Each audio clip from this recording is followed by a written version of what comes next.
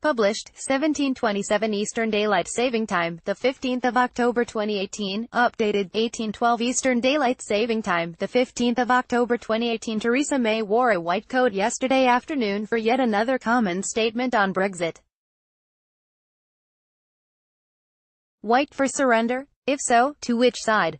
Or was it the white coat of a psychiatric nurse? It must now be apparent to most bystanders that the London political class has been unhinged by our imminent departure from the EU, a testy session. Jeremy Corbyn said Mrs May should let him have a go at being PM. Mrs May, you'll be shattered to hear, disagreed. Amid the brouhaha, Speaker Bercow's tonsils flapped like a pennant on the Solent.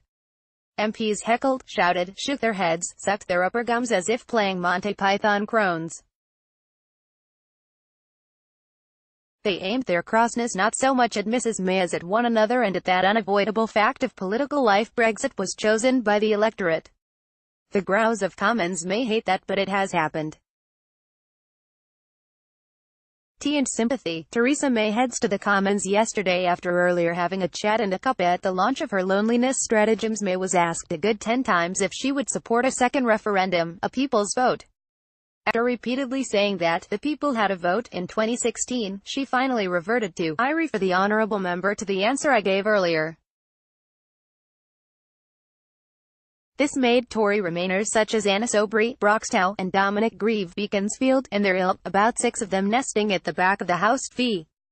Beatty. Miss Soubry scolded the air in front of her sharp nose. Mr. Grieve, who has finally tipped over the edge, to no great surprise, announced that he would not be supporting the government on Brexit unless, stamp of little booties, he was given his second referendum. Mrs May noted calmly that he had changed his position a fair bit over the months. When Boris Johnson, Con, Uxbridge. Mayhem. In the event, Mr. Johnson created no difficulties for Mrs May and reserved his criticism for Jeremy Corbyn. David Davis, Con, Haltemprice. Trouble brewing. Theresa. Mrs May peers into a tear during a visit to a charity working to combat loneliness in Vauxhall, South London. Yesterday Mrs May was asked a good 10 times if she would support a second referendum, a people's vote. After repeatedly saying that the people had a vote in 2016, she finally reverted to, "I refer the honourable member to the answer I gave earlier." Almost an hour passed before we had the first jocular question. It came when pleasingly plump-tummied Sir Oliver Heald, Con, nay, Hertz, picked up on Mr. Corbyn's allegation that Brexit Secretary Dominic Raab had been sent to Brussels amid chaos at the weekend and that he had returned with his tail between his legs. Sir Oliver gave a buttery little chuckle. It contained enough cream for ducklings to have paddled in it. He hoped Mr. Raab would be sent over to the continent as often as possible, provided he secured a decent agreement with the Europeans. It was hardly a wisecrack at all, but it was said with a generosity of spirit that had until that moment been absent. It thus helped pop some of the nastiness in the air. Testy. Jeremy Corbyn and his Brexit spokesman Keir Starmer yesterday in the Labour backbenches. Meanwhile, Chuka Umunna Streatham was a portrait of tragedy. Blowing bubbles. Owen Paterson, Con, and Shropshire, had a good point. What exactly is the EU's problem with letting Irish customs checks be done using new technology? Mrs May muttered something about how any new warehouses could possibly be attacked. It was not wildly convincing. Northern Ireland Secretary Karen Bradley, on the front bench, looked unhappy. Lib Dem leader Sir Vince Cable had the day's other good question. Why was Mrs May making a statement, given that she had nothing new to report? Sir Vince was belaboured from all sides for asking this. Such is his fate in a chamber where he has so few MPs and where Speaker Bercow seems to care little for him. Mrs May was not much amused by the question. She is not much amused by anything. But Sir Vince had a point. The sole function of Mrs May's appearance was to show that she was still at the helm. Not dead yet. Why have the talks hit a brick wall? The issue of what to do about the Northern Ireland border after Brexit has reared its head again. Last December, both sides agreed there should be a backstop, or fallback agreement to ensure there is no hard border between Northern Ireland and the South, and to protect the Good Friday Agreement. Theresa May told the House yesterday there had been real progress in the talks in recent weeks, but on the backstop the two sides appear as far apart as ever. What does the European Union want? The EU has argued that the backstop must be specific to Northern Ireland, which would stay in the EU's customs union and parts of the single market, while Great Britain went its own way. This would apply from the end of the transition period at the end of 2020 until the point at which a whole UK-EU trading arrangement is struck. What does number 10 want? Mrs May has proposed a backstop which applies to the whole of the UK. Until a future trading arrangement was agreed, both Great Britain and Northern Ireland would stay within certain elements of the EU's customs arrangements. Mrs May stressed this would be for a temporary period and not a permanent limbo, although there will be no specific date contained within the withdrawal agreement.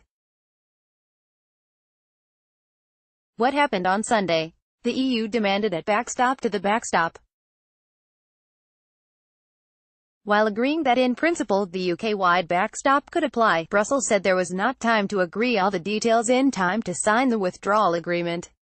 As a result, they said, their original proposal of a Northern Ireland-only solution should also be in place.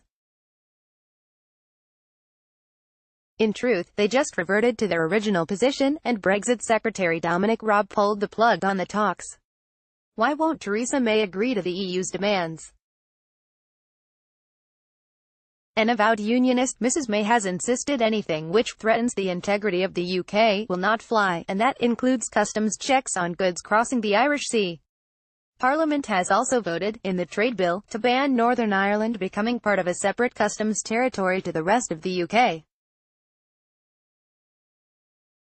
The Democratic Unionist Party, on whom Mrs May relies for her majority, have said customs and regulatory checks between Northern Ireland and Great Britain are a blood-red line, and even threatened to vote down the budget if they think the Prime Minister is making too many compromises. What happens next?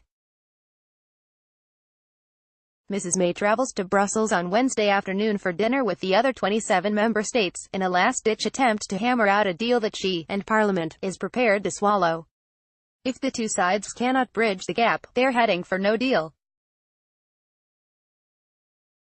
PM says she will never leave the UK tied to EU's trade rules. Jason Groves and David Churchill. Theresa May last night vowed she will never sign a Brexit deal that would concede Britain to permanent limbo in the EU's customs union.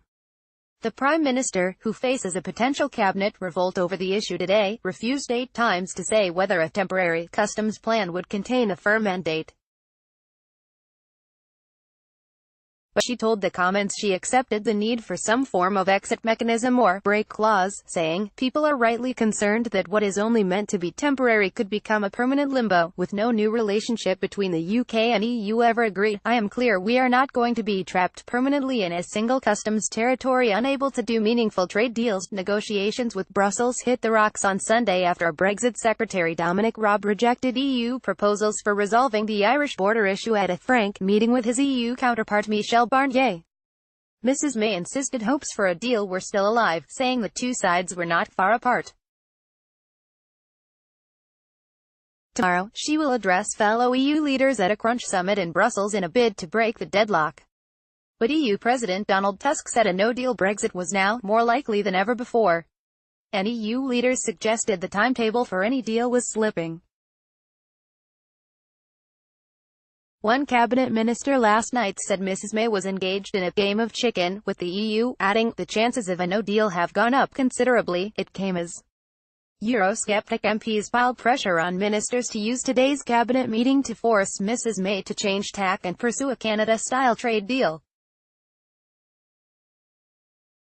The Prime Minister ruled out a second referendum, saying, "The people voted in 2016 and they voted to leave." International Trade Secretary Liam Fox warned Brussels that a no-deal would cause disruption for the EU economy as well as Britain's. Mrs May spoke to French President Emmanuel Macron for the first time since he urged EU leaders to reject her Chequers deal at last month's Salzburg summit.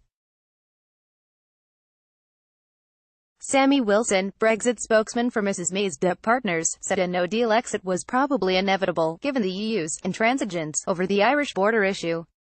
The breakdown in talks centres on the so-called backstop plans designed to prevent the return of a hard border on the island of Ireland. Mrs May revealed for the first time that the EU has agreed to consider her plan to keep the whole UK in a temporary customs arrangement if the backstop is needed. But she told MPs that Brussels had also demanded a backstop to the backstop, which would ultimately require Northern Ireland to remain in the customs union, an idea Mrs May said was unacceptable. She insisted that a deal was still achievable, but government sources played down hopes of a breakthrough this week. She voiced her frustration that the Irish issue was holding up talks, but added, "We are entering the final stages of these negotiations. This is the time for cool, calm heads to prevail." Negotiations with Brussels hit the rocks on Sunday after Brexit Secretary Dominic Raab rejected EU proposals for resolving the Irish border issue at a frank meeting with his EU counterpart Michel Barnier. Eurosceptic MPs accused Number 10 of manufacturing a confected row to distract attention from a potential sellout. Former Brexit Minister Steve Baker said the breakdown in talks was almost certainly theatre. Fellow Tory Sir Bernard Jenkin added, "Of course this is a confected row which will be resolved to overshadow the unacceptable nature of the rest of the deal." Eurosceptic MPs also urged ministers to force Mrs May to change tack. Former Minister Marc François, a leading member of the European Research Group, said, "We believe the Cabinet should do what they have not done at all, which is debate the merits of a super Canada trade deal. I think they will find it is superior to Chequers," but Mrs May told MPs that a Canada-style deal was on offer only if the UK was willing to see Northern Ireland carved out into a permanent customs union with the EU, something she would never contemplate. One senior EU diplomat said, "Mrs May didn't sound too pessimistic and I think we're close, but we still need some time."